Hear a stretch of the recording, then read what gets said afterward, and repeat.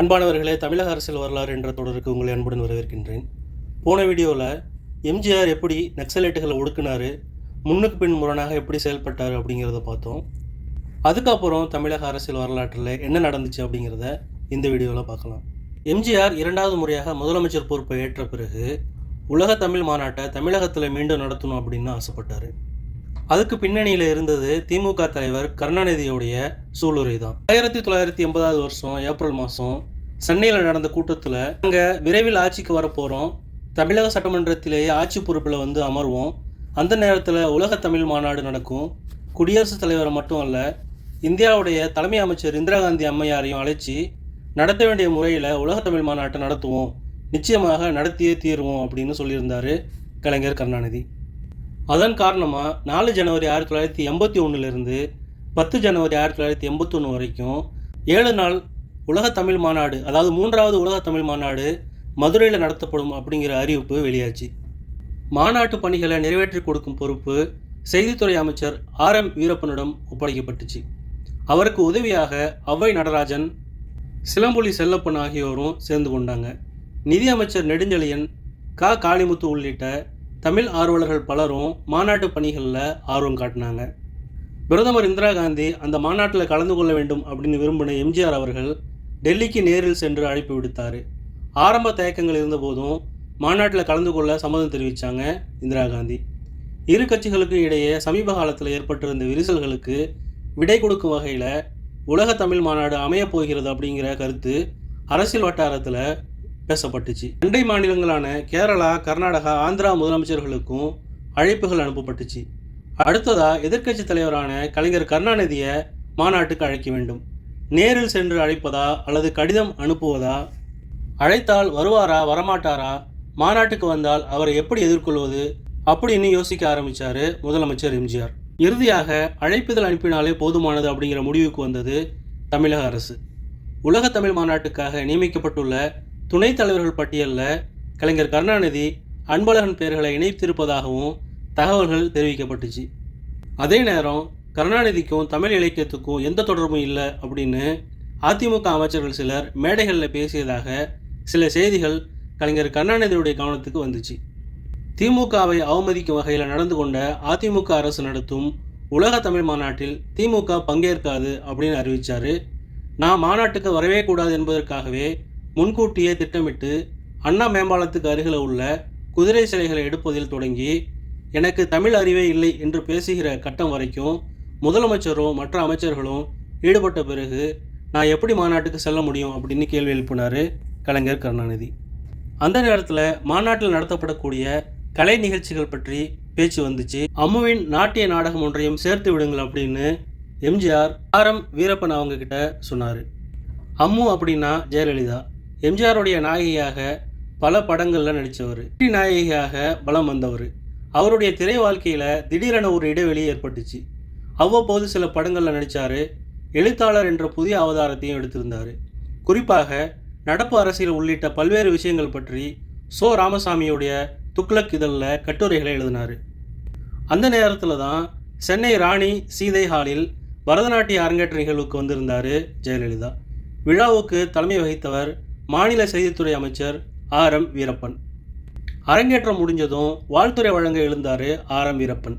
நாட்டியமாடிய பெண்ணை பாராட்டி சில வார்த்தைகள் பேசினார். சற்றென்று அவருடைய பேச்சு திசை மாறியது. சகோதரி ஜெயலலிதா ஒரு சிறந்த நாட்டிய கலைஞர், அவரை போன்றவர்கள் கூட இதை விட்டுவிடாமல் இந்த கலையை வளர்ப்பதற்காக பாடுபட வேண்டும் அப்படின்னு சொன்னார். ஜெயலலிதா பற்றி RM வீரப்பன் பேசிய பேச்சு எம்ஜிஆருடைய கவனத்துக்கு வந்துச்சு. அதன் பிறகுதான் உலக தமிழ் மாநாட்டில் ஜெயலலிதாவின் நாட்டிய நாடகத்தை சேர்த்து கொள்ளுமாறு உத்தரவு பிறப்பித்தார் எம்ஜிஆர். உண்மையிலேயே அந்த நேரத்தில் அரசியல் ரீதியாக எம்ஜிஆருக்கும் ஜெயலலிதாவுக்கும் இடையே எந்த தொடர்பும் இல்லை. இன்னும் சொல்லப்போனால் அதிமுகவுடைய அடிப்படை உறுப்பினராக கூட ஜெயலலிதா கிடையாது. அதே சமயம் தன்னுடன் நடித்த நடிகை லதாவை அதிமுக உறுப்பினராக்கி இருந்தார் எம்ஜிஆர். கட்சி நிகழ்ச்சிகள் சிலவற்றில் கூட எம்ஜிஆருடன் நடிகை லதா கலந்து கொண்டிருந்தாங்க. எம்ஜிஆருடைய அறிவிப்பு வெளியானதும் உற்சாகம் பொங்க நாட்டிய நாடகத்துக்கு தயாரானாங்க ஜெயலலிதா. அந்த நாட்டிய நாடகத்துடைய பெயர் காவிரி தந்த கலைச்செல்வி. யுனெஸ்கோ அமைப்புடன் இணைந்த சர்வதேச தமிழ் ஆராய்ச்சி அமைப்பின் கீழ் நடத்தப்பட்ட இந்த மாநாட்டில் உலகம் முழுவதும் இருந்து 600க்கும் மேற்பட்ட தமிழர்கள் கலந்து கொண்டாங்க. மதுரை மேலூர் சாலையில் அமைக்கப்பட்ட நக்கீரர் தோரண வாயிலை அதிமுகவுடைய மூத்த தலைவர் சத்தியவாணி முத்து திறந்து வச்சாரு. சேரன் நுழைவு வாயிலை நாவலர் நெடுஞ்செழியன் முன்னிலையில் கி.ஆ.பெ. விஸ்வநாதன் திறந்து வச்சார். பலத்த எதிர்பார்ப்புகளுக்கு மத்தியில் உலக தமிழ் மாநாட்டில் கலந்து கொள்வதற்காக தமிழகம் வந்தார் பிரதமர் இந்திரா காந்தி. அவருடைய வருகை இந்திரா காங்கிரஸ் அதிமுக கூட்டணிக்கான சமிக்கை என்பது போல ஊடகங்கள் கருத்து தெரிவிச்சிச்சு. மாநாட்டில் இந்திரா காந்தி பேசும்போது ஊடகங்கள் சொன்ன செய்திக்கு பதில் கொடுத்தாரு. உலக தமிழ் மாநாடு வணக்கம் என்று தமிழில் பேசத் தொடங்கிய இந்திரா உலக தமிழ் மாநாட்டில் கலந்து கொள்வதற்கும் அரசியலுக்கும் எந்த தொடர்பும் இல்லை என்று சொன்னார். அதை தொடர்ந்து இலக்கியம் பற்றி கொஞ்சம் பேசினார். இந்தி திணிக்கப்படாது அப்படிங்கிற வாக்குறுதியை வழங்கினார். அதுக்கப்புறம் அங்கிருந்து புறப்பட்டுட்டார். அதுக்கப்புறம் முன்னாள் முதலமைச்சர் பக்தவச்சலம் பேசும்போது மாநாடு நடப்பதற்கு காரணகர்த்தாவாக இருந்த தனிநாயகம் அடிகளாருக்கு நன்றி கூறினார். தமிழன் அப்படிங்கிற முறையில் இந்த மாநாட்டில் கலந்து கொள்வதில் பெருமை அடைகிறேன் அப்படின்னு பேசினார் மத்திய அமைச்சர் ஆர்.வி. சுவாமிநாதன். உலக தமிழ் மாநாட்டை ஒட்டி மதுரையில் உலக தமிழ் சங்கம் நிறுவப்படும் அப்படின்னு அறிவித்தார் முதலமைச்சர் எம்ஜிஆர். நீதிமன்றத்தில் தமிழை வழக்கு மொழியாக ஆக்குவதற்கு தமிழக அரசு முயற்சிகள் மேற்கொள்ளும் அப்படின்னு சொன்னார். தமிழெண்ணெய் சிலையை முதல்வர் எம்ஜிஆர் திறந்து வச்சார்.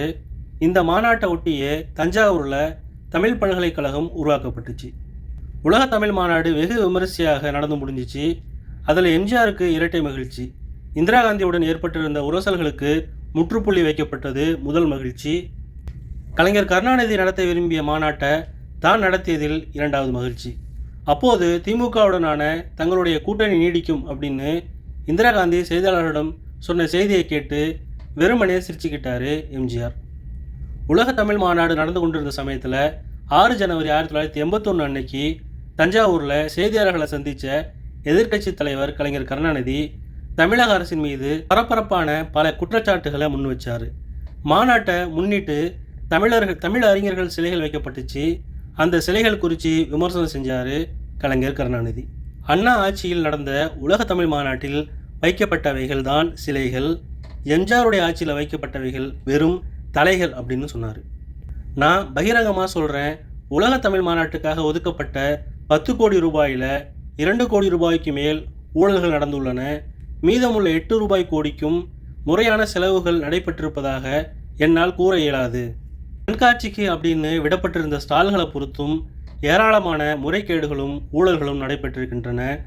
நடந்துள்ள முறைகேடுகள் குறித்து விசாரணை கமிஷன் அமைத்தால் எல்லாவற்றையும் என்னால் ஆதாரங்களோடு நிரூபிக்க முடியும் அப்படின்னு சொன்னார் கலைஞர் கருணாநிதி. இதுக்கப்புறம் தமிழக அரசியல் வரலாற்றில் என்ன நடந்துச்சு அப்படிங்கிறத அடுத்த வீடியோவில் பார்க்கலாம். நன்றி, வாழ்த்துக்கள்.